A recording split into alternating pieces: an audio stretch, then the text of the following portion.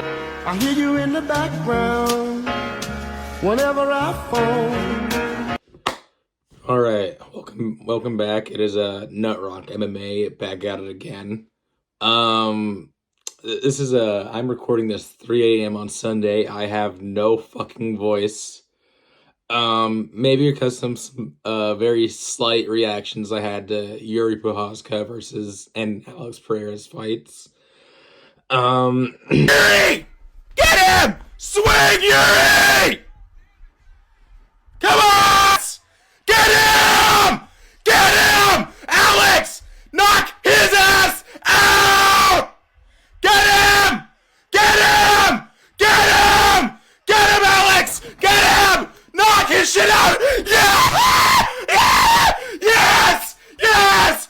Fuck you, Goliath! You're a bitch! You're an inbred, hideous bitch! Yes! Yes! Alex and Goliath, you suck so bad! I am so happy! Yeah! Fuck me running. I can't have a good fucking card ever. Fuck! Damn it, man. I made money off this shit too. God, I don't even know if I should post this shit. I'm gonna need to clear my voice a lot.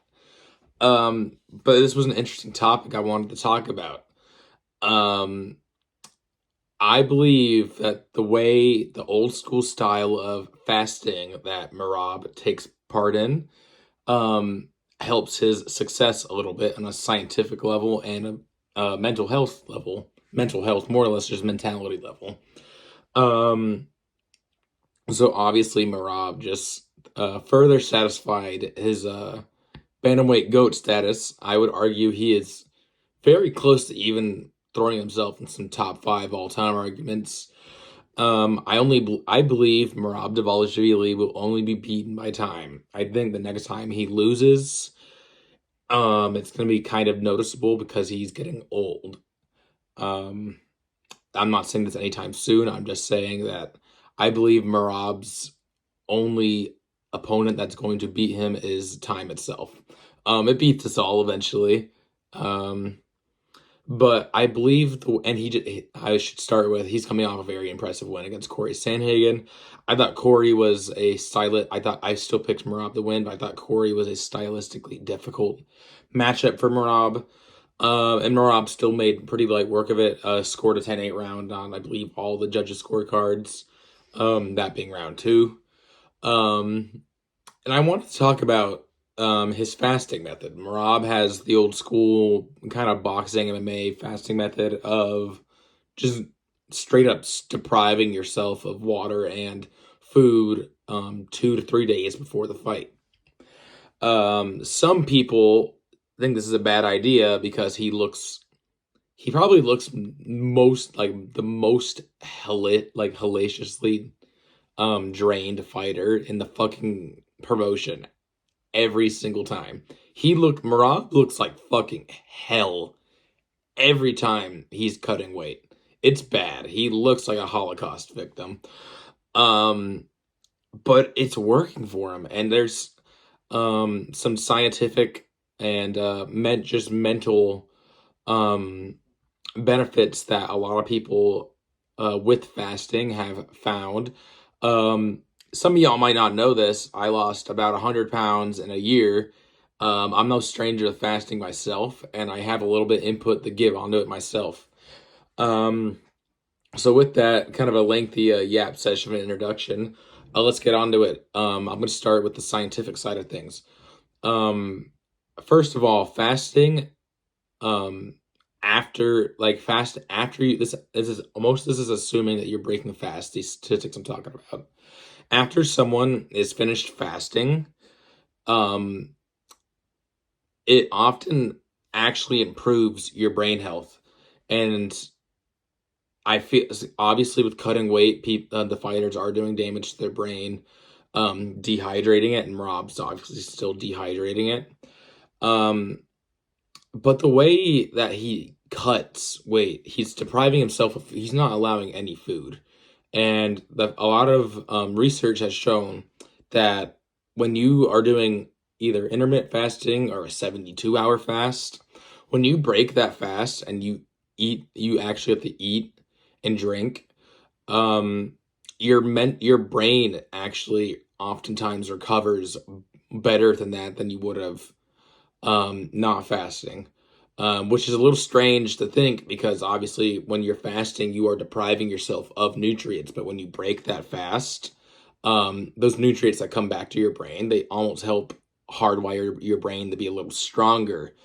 So that's very interesting. And I think in his comeback against Marlon Moraes,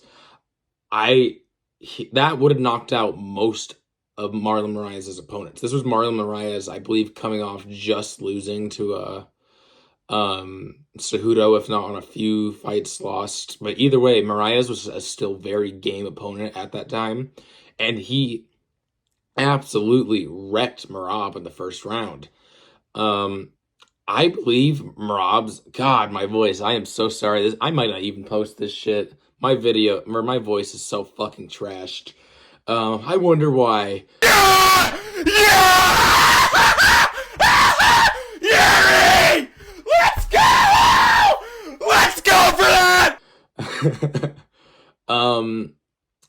But I believe Merab's chin, a part of it goes to the way he cuts weight, the fasting. He ate a lot of good shots from Umar. The most damage he received from O'Malley was a body shot, but against Corey, he was eating really good shots. No diddy. Corey was landing on Merab, and that would have hurt most people in the division, I believe. Corey's not like a big power guy with his hands, I wouldn't say, rather. Most of his KOs are flying knees or kicks. But Corey still got some pop in his fucking hands, and he was stinging Merab a bit, and Merab just ate them and fucking kept going. Merab's displayed a very good chin many times, and I believe a part of that is when he breaks his fast, his brain just recovers so well. And a part of this will be genetic too. Merab is just a genetic freak. I don't think he's on steroids. He's been tested 10 times in 9 months, which is that's a lot. The only guy I can really think of on top of my head right now that's like got tested more than that is when Yuri came from Ryzen. Yuri got tested like over 70 times, I believe, which is just bonkers. Some people are just genetic freaks, and I believe Merab's no exception to that. But again, I still think the fasting can be attributed to this. Another thing, fasting often improves cardiovascular health. The way he's fasting, a very popular way of fasting. He just has a cold, hard fast.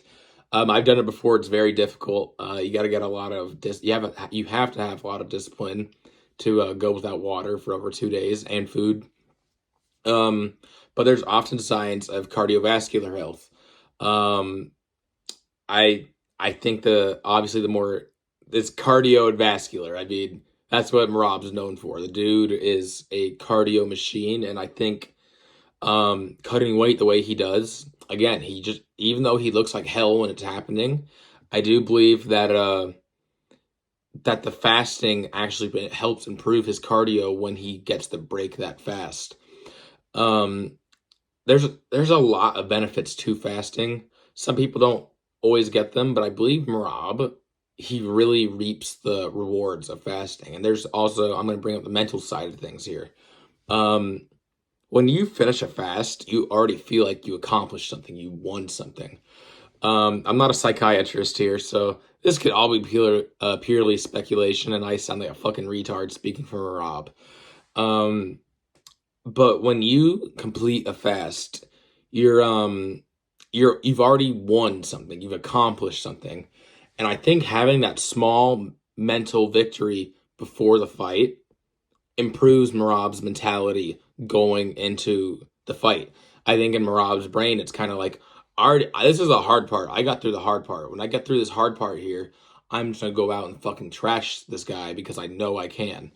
And I think that mental side of fasting really does help Merab in his game. because a lot of Merab's game is that confidence. He just believes that he will beat anyone that is thrown in front of him, and for the most part in the UFC, he has. It's extremely impressive. I believe he's on a 13-14 fight win streak right now, which is just so unreal. Like, especially in the lighter man's weight classes. Fuck my voice. But in those lighter man's weight classes, that is not easy. He is facing some elite competition. And I think the fasting, he's already such a mentally like healthy and strong fighter, very durable mentally. And I think that fast, completing that fast and breaking that fast, he feels so good physically and mentally after breaking it that I believe that's what helps it work. And I saw so many people in the build up to the fight, build up. A lot of people are commenting they think Merab's weight cutting style is stupid. And I mean, I guess it's each their own, but it's working for Merab. And I think I'm kind of just listing out reasons why I think this works for Merab. Because there's no evidence to show that it has not worked for Merab whatsoever. It has only done well for Merab. And so that's why I just want to make this short little video, listing my reasons and why I think this weight cutting style actually works for Merab. I don't think this works for every fighter. If in a perfect world, fighters will fight more close to their natural weight, but that's just not possible in today's mixed martial arts space.